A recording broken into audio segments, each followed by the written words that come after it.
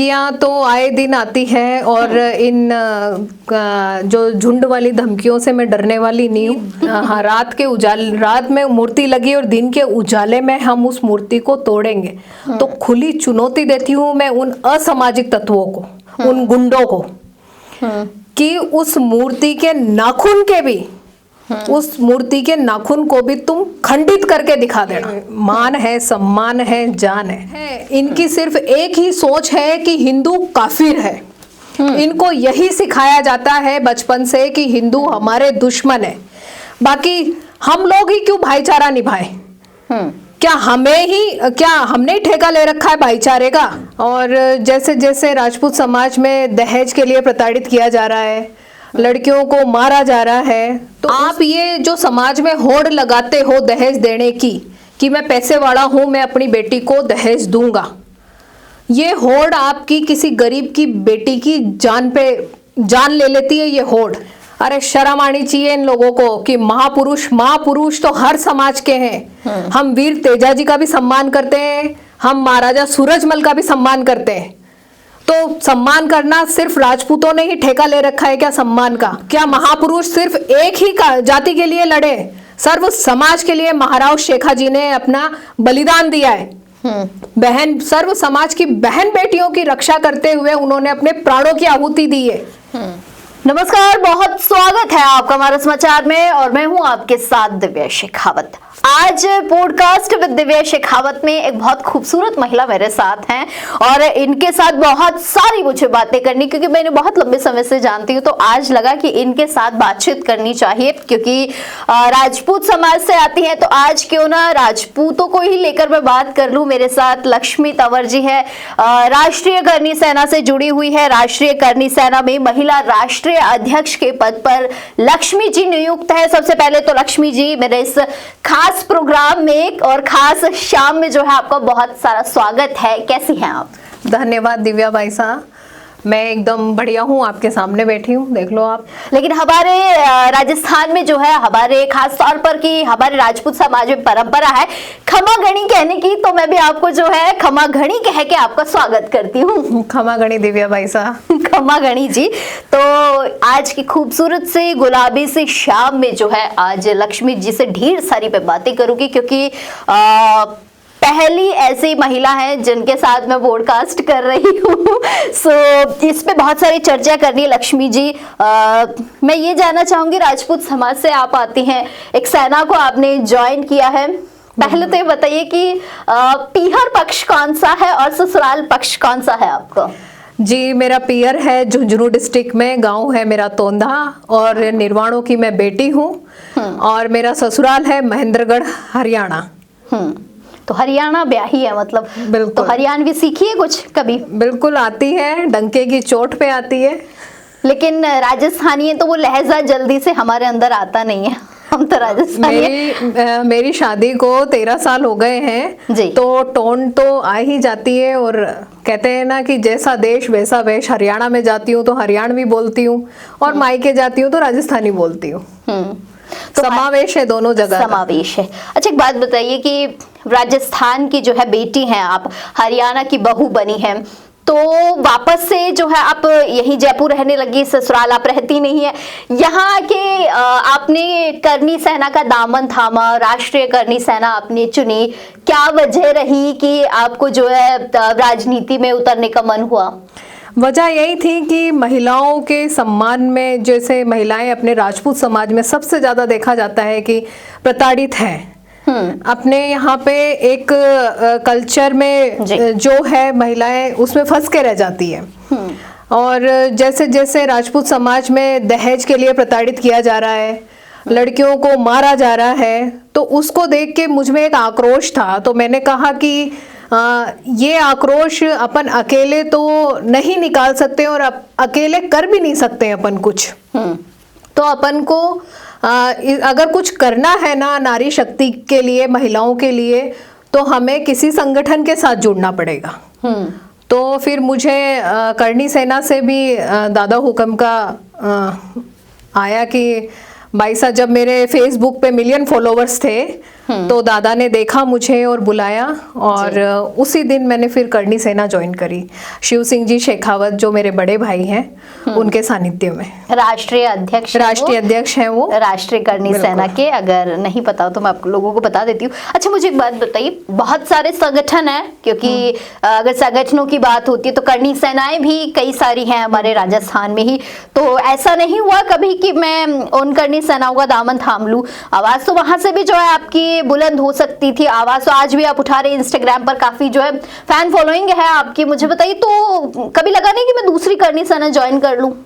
जी नहीं, मुझे ऐसा कभी नहीं लगा, क्योंकि जो दादा का व्यवहार है, महिलाओं के प्रति जो सम्मान है, आदर है, मुझे उनका व्यवहार अच्छा लगा। एक वो प्रोत्साहित करते हैं, मार्गदर्शन अच्छा करते हैं, और जो उनकी महिलाओं के प्रति सम्मान है उसने मुझे आकर्षित किया कि यहाँ आकर हमें कभी ऐसा नहीं लगता कि हम इनसिक्योर हैं।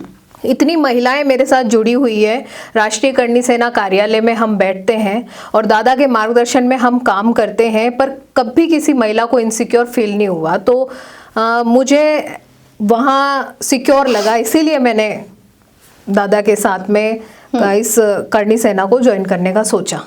बात कड़वी जरूर है लक्ष्मी जी, बुरा नहीं मानिएगा।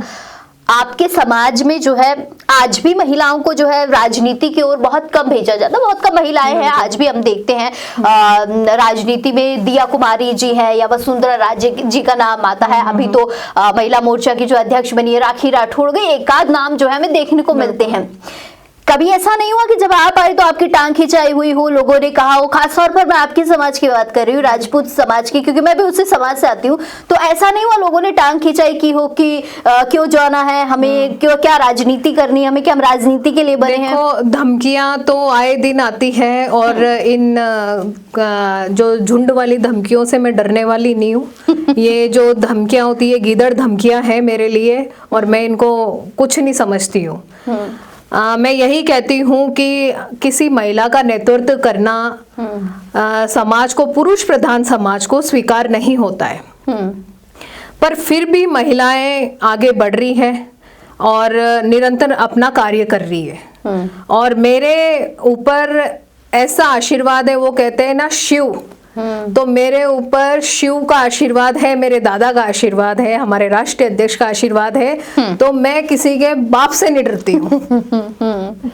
लेकिन एक महिला का संगठन को चलाना, संगठन का नेतृत्व करना, जहां कोई हादसा हो जाए, कोई घटनाक्रम हो जाए, तो हजारों की भीड़ में इकलौती महिला का खड़े रहना कितना चुनौतीपूर्ण होता है। किस तरीके से लोग देखते हैं, किस तरीके की उनकी मानसिकताएं होती है। वैसे जितना मैं जानती हूँ, लोगों को ना तो अच्छा बोलते हैं, ना ही अच्छे तरीके से देखते हैं।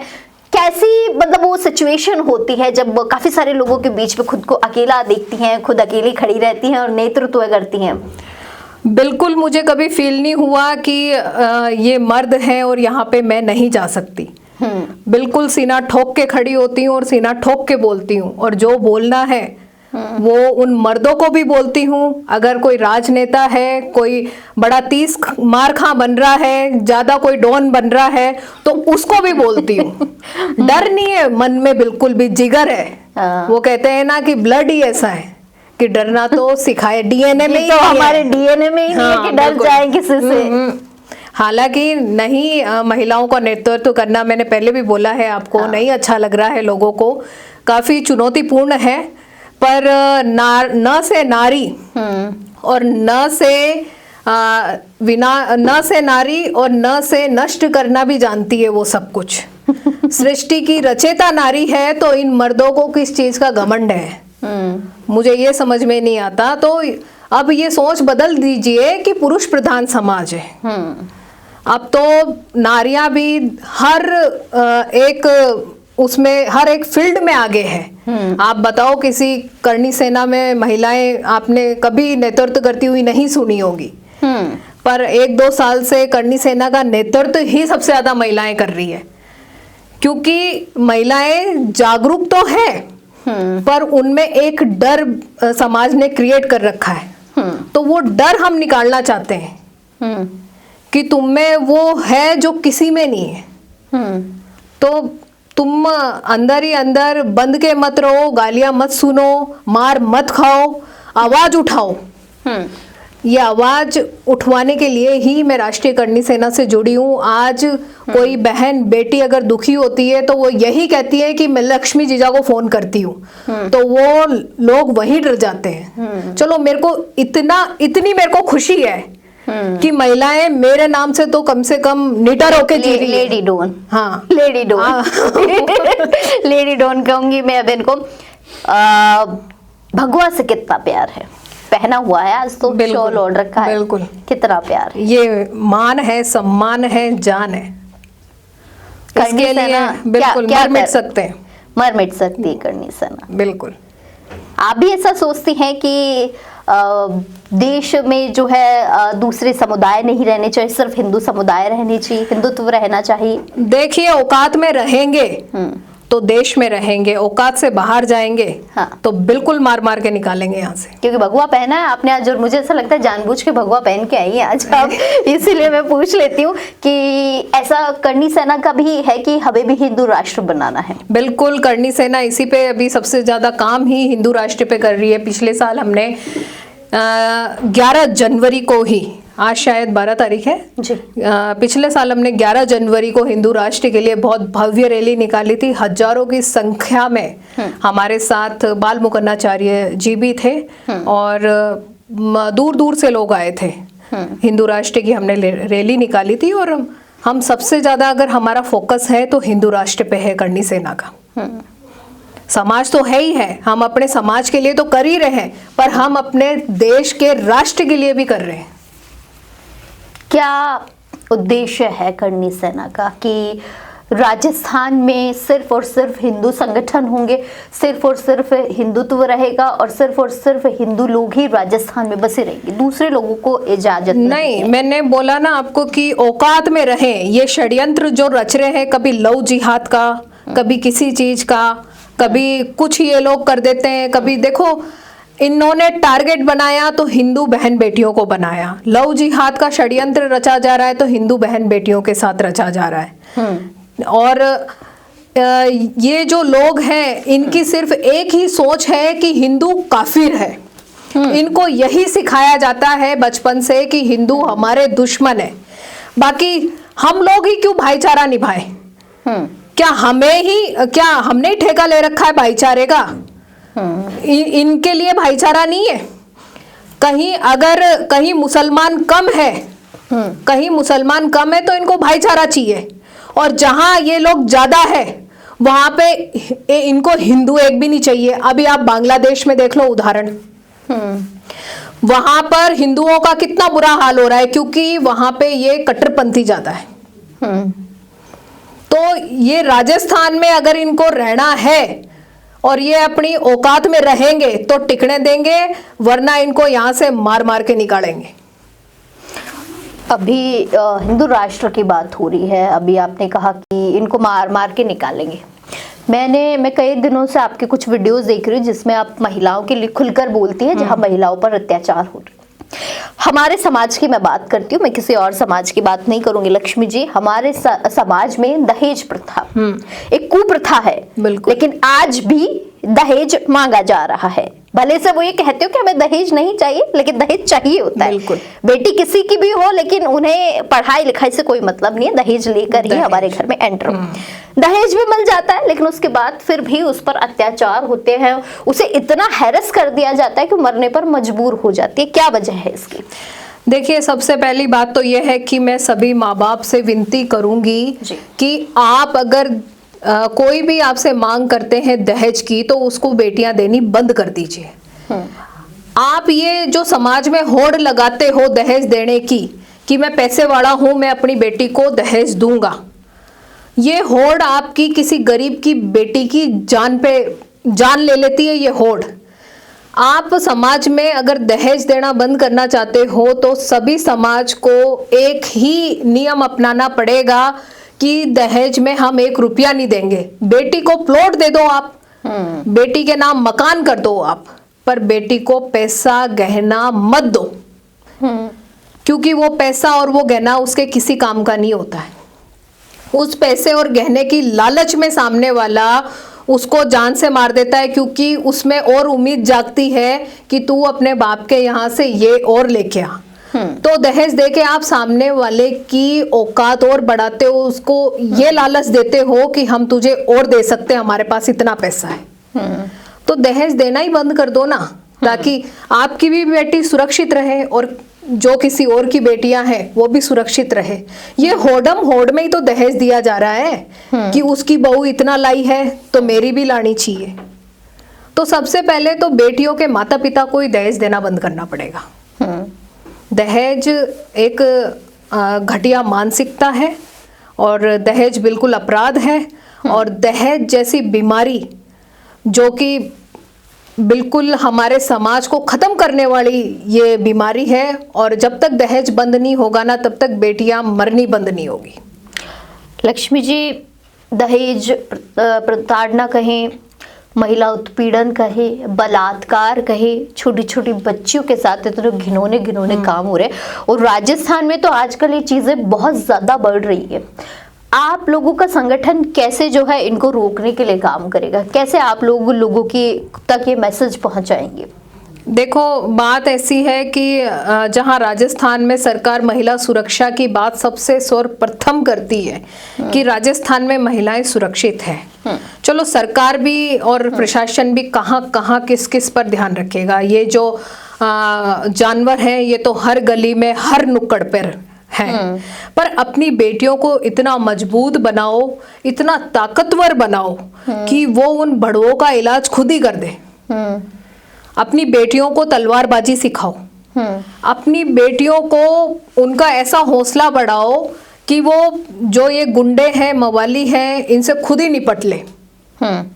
तो मैं ये कहना चाहूंगी कि नारियों को सशक्त बनना पड़ेगा। सशक्त मतलब शस्त्रों से भी, शस्त्रों से भी और शास्त्रों से भी। अगर इस कलयुग में नारियों को जीना है तो शास्त्र और शस्त्र दोनों ही जरूरी है।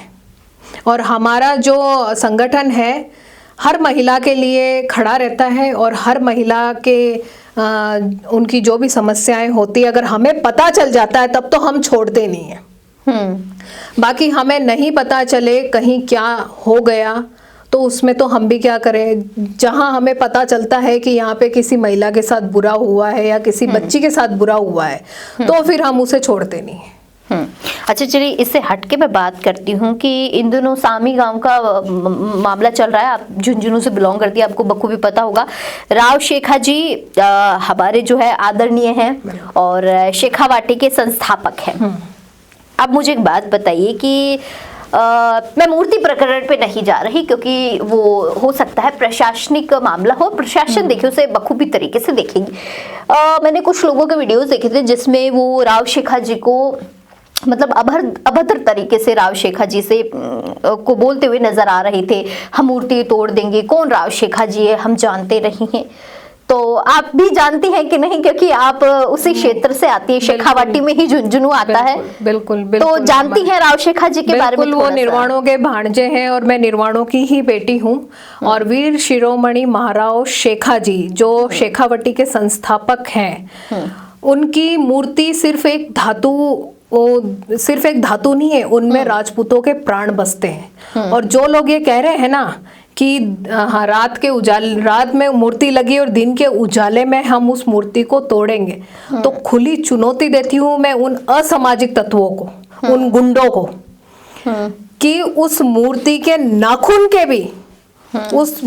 नाखून को भी तुम खंडित करके दिखा देना, फिर देखना कि क्या होता है। अरे शर्म आनी चाहिए इन लोगों को कि महापुरुष तो हर समाज के हैं। हम वीर तेजा जी का भी सम्मान करते हैं, हम महाराजा सूरजमल का भी सम्मान करते हैं। तो सम्मान करना सिर्फ राजपूतों ने ही ठेका ले रखा है क्या सम्मान का? सर्व समाज को सम्मान करना चाहिए महापुरुषों का। क्या महापुरुष सिर्फ एक ही जाति के लिए लड़े? सर्व समाज के लिए महाराव शेखा जी ने अपना बलिदान दिया है। बहन, सर्व समाज की बहन बेटियों की रक्षा करते हुए उन्होंने अपने प्राणों की आहुति दी है।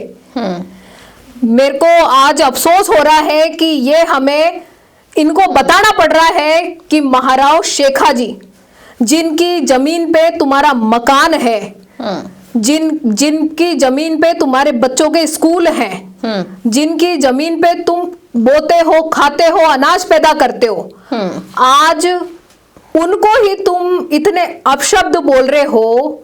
अफसोस है इस बात का कि ऐसे घटिया मानसिकता वाले लोग हमें देखने को मिल रहे हैं। तो उन लोगों से मैं यही कहना चाहूंगी कि अगर उस मूर्ति पे तुम लोग ये जो अभद्रता अपशब्द बोल रहे हो तो कम से कम इतिहास उठा के तो पढ़ लो एक बार। और नहीं पढ़ना आ रहा तो गूगल पे सर्च कर लो कि महाराव शेखाजी कौन थे, तुम्हें पता चल जाएगा। मैं ऐसी बात पर जो है कुछ कमेंट्स आपको पढ़ के सुनाऊंगी, जरा मुझे बताइएगा कि ये किस प्रकार के लोग हैं। जो मैंने कुछ वीडियो बनाए, क्योंकि देखिए मैं भी उसी समाज से आती हूँ, और राव शेखाजी हो या महाराजा सूरजमल जी हो या तेजा जी महाराज हो, सभी हमारे लिए जो है आदरणीय है। लेकिन इसके बावजूद जो है बहुत सारे लोगों ने जो है मुझे काफी सारी अभद्र चीजें लिखी हैं, जिसमें खास तौर पर कि लोगों ने मुझे एक चीज लिखी है कि जब बात महाराजा सूरजमल की आती है तो आपका समाज बोलता नहीं है। क्या ऐसा है कि जब बात महाराजा सूरजमल की आती है तो राजपूत समाज पीछे रहता है? बिल्कुल नहीं। मैं कह रही हूँ महापुरुष किसी भी समाज का हो वो हमारे लिए आदरणीय है, सम्माननीय है। शेखावाटी में दबदबा सिर्फ जाटों का है? नहीं, ऐसा तो नहीं है। अपने आप में सोचते होंगे ये, पर कितना दबदबा है वो तो सभी जानते हैं। ये अपने आप में खुश हो जाएं ये समझ के, पर ऐसा नहीं है। बहुत सारे लोगों ने मुझे कहा है कि आज आप लोग जो है कि महाराजा सूरजमल से नफरत करते हैं। घटिया मानसिकता है इनकी, ये जलन। मैंने महाराजा सूरजमल के लिए गलत नहीं बोला। मेरे आसपास बहुत सारे लोग काम करते, इवन मैं तो जिस चैनल में काम करती हूँ वो जाटों का चैनल है। मेरे साथ सारे भाई जो काम करते हैं वो जाटों के। हम तो इतना आदर सम्मान करते एक दूसरे का, हमने तो कभी किसी के मुख से नहीं सुना। दिव्या जी, ये कुछ घटिया लोग होते हैं जो आपस में जाट और राजपूतों को भिड़ाते हैं, आपस में इन युवाओं को भड़काते हैं। ये कुछ घटिया मानसिकता वाले लोग होते हैं जो सब नहीं है। हाँ, सब नहीं है, सब नहीं है। हर समाज में कुछ असामाजिक तत्व होते हैं, पर समाज खराब नहीं होता है। कोई भी समाज खराब नहीं है, कोई भी जात खराब नहीं है। 36 बिरादरी है, 36 बिरादरी में कुछ असामाजिक लोग हैं जो समाज को बदनाम करते हैं, आपस में युवाओं को लड़ाते हैं, महापुरुषों पे उंगलियां उठाते हैं। कुछ नहीं मिलता। हम सबको मिलके उन असामाजिक तत्वों से लड़ना चाहिए, ना कि आपस में लड़ना चाहिए। बिल्कुल, मेरा यही संदेश है। बिल्कुल, मैं भी यही कहना चाहूंगी। महाराजा सूरजमल जी भी हमारे लिए आदरणीय है, तेजा जी महाराज भी हमारे लिए आदरणीय है, या कोई भी समाज हो, किसी के हर समाज के महापुरुष हमारे लिए आदरणीय हैं, और हम हर समाज के महापुरुषों का सम्मान करते हैं। राजपूतों ने कभी भी किसी महापुरुषों के लिए, किसी भी समाज के महापुरुष के बारे में अभद्र अश्लील टिप्पणी करी हो तो मैं यहीं बैठी हूँ, आप बताओ मुझे। आज तक कभी नहीं करी। लेकिन ये कुछ लोगों का जिस तरीके से समाज को लड़वाना ठीक नहीं है। ठीक नहीं है। हमेशा मैं ये कहती हूँ कि राजपूत समाज के महापुरुषों पर ही ये उंगलियां क्यों उठाते हैं? क्या इतिहास हमारा ही दिखता है इनको? अरे खून से लिखा हुआ इतिहास है हमारा, स्याही से नहीं मिटेगा। ये जलन की भावनाएं खत्म कर दो तुम लोग। चलिए, ये तो बड़ी अच्छी आपने बात कह दी कि स्याही से लिखा हुआ नहीं है हमारा इतिहास, खून से लिखा हुआ है, और वो मिटाए से नहीं मिट सकता है, चाहे कितना भी जोर लगा लो।